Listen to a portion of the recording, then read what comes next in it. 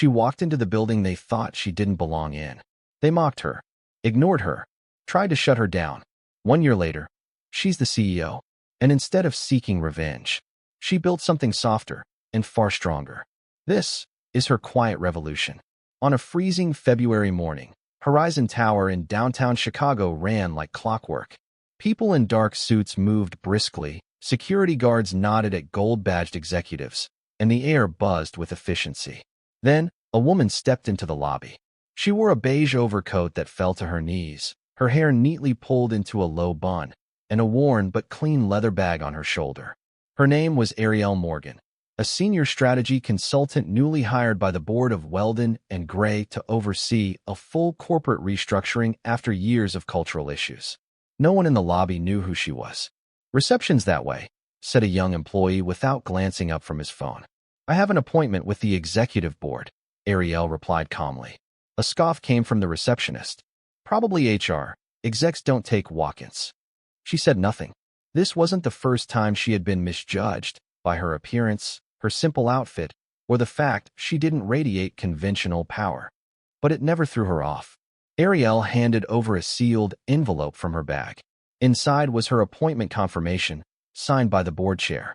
At that moment, Greg Stanton, the senior HR director, walked past.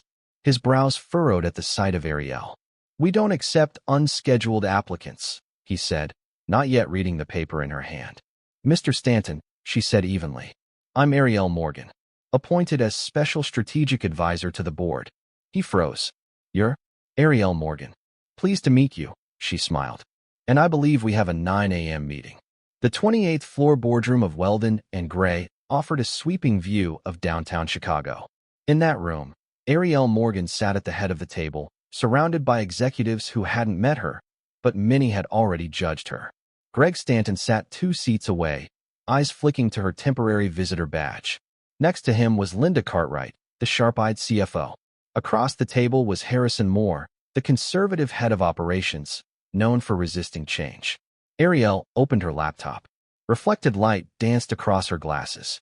She began with one sentence. "I'm not here to erase anyone's value.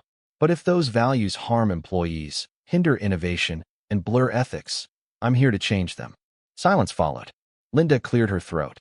"Ms. Morgan, perhaps you don't understand. Weldon and Gray has a 60-year legacy. We don't need outsiders to disrupt what already works." Arielle met her gaze. "And that legacy is why talent keeps walking out. In the last 6 months, turnover has risen 18%, particularly among women and people of color. I'm not here to break. I'm here to ask, how much longer do we want to survive like this?" Harrison leaned forward. "Are you implying we're discriminatory?" "I'm saying the data doesn't lie. But we do." A younger executive, Elliot Tran, an Asian-American director, smirked. He had worked with Arielle before. He knew she wasn't just a consultant. She was a mirror, one that made institutions confront their truths. Arielle walked them through advancement disparities, anonymized employee feedback, and whistleblower reports about being shut out for not being the right fit. She never raised her voice, but each word was a scalpel cutting through layers of performative ethics. By the end, Greg hadn't spoken again, but his face had gone pale. Linda stood, adjusting her blazer. "So what do you propose?" Arielle switched off the projector. "A binding code of ethics, mandatory 360-degree evaluations for leadership, unconscious bias training, and a talent accelerator for overlooked employees." Harrison crossed his arms. "Sounds more like PR than reality." Arielle smiled. "PR takes words. Real change requires someone willing to be disliked. And I'm willing." Elliot clapped first, then 2, 3 more followed. Linda didn't clap, but for the first time, she didn't look at Arielle with disdain. Greg stood, slowly. "I don't like how you made me feel guilty. But maybe I needed it." A week later, an anonymous email landed in the inboxes of the board and top departments. Its subject line read, "Listen and ask yourself, is this the place you want to work?" Attached was a 3-minute audio clip. Harrison Moore's voice was unmistakable. "Don't promote her. I don't care how capable she is. She'll break our culture. And let's be honest, I've never believed a black woman could lead our top engineering team. Never." The company reeled. Staff buzzed. Slack channels lit up. The media hadn't caught on yet, But industry insiders began quietly reaching out to Arielle. Greg called her at 7 a.m. Do you know who leaked it? I don't need to. The question is, was it true? Silence. What are you going to do? He asked. She looked up from her desk, eyes no longer soft. Bring it to the executive board this afternoon. A crisis meeting convened. Harrison was absent. He'd taken a leave of absence citing medical reasons. But Arielle wasn't letting it fade. Silence is complicity, she said to the board. If we hide behind fear of public image, we're telling every employee that bias is acceptable. Linda, for the first time, backed her. We can't look the other way. Elliot added, I propose we suspend Harrison during investigation and release a transparency statement. Greg looked around, then at Arielle. What if the press finds out? Then at least we're not pretending anymore. That evening, Arielle came home. On her table was a handwritten card. No name, just one line. Keep going. You're doing the right thing. TW. She smiled. On her wrist, her mother's silver bracelet shimmered faintly with her pulse. There would be storms ahead, but she no longer walked alone. 3 days after the leak, Harrison Moore was formally suspended. A company-wide memo confirmed an independent investigation and reaffirmed a commitment to transparency. But the real surprise came not from Harrison's fall, but from Greg Stanton's silence. Once resistant, he had grown quiet. Some believed he was facing his own reckoning, between loyalty to the old ways or awakening to something deeper. That Friday, Arielle was called to a private meeting with board chair Teresa White. Present were Linda, Greg, and Teresa herself. The room was quiet. Teresa looked at Arielle not with doubt, but with a quiet respect.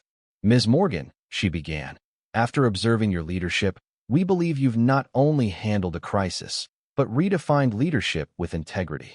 She slid a sealed envelope across the table. We'd like to offer you the permanent position of Chief Executive Officer of Weldon and Gray. Greg sat still. Linda took a breath and nodded. Teresa added, you don't have to answer today, but this is not a reward. It's an invitation to walk a much harder road. Arielle stepped out with the envelope in hand. She stared at the sunlit skyline of Chicago. Greg followed. He looked worn, but genuine. I thought I was fair, he admitted. Until you made me look at myself. Her eyes softened. Fairness isn't a destination. It's a road we choose every day. Greg nodded, as if understanding for the first time. The following Monday, employees received an email. Arielle Morgan was now officially the new CEO. Her announcement was simple. I didn't come here to be liked. I came here to do what's right. And I believe, when we commit to what's right together, we'll rediscover who we are. A year had passed since Arielle officially stepped into the role of CEO. Chicago remained loud and bustling as always, but within Arielle, there was a new stillness, a quiet peace born from living true to her values.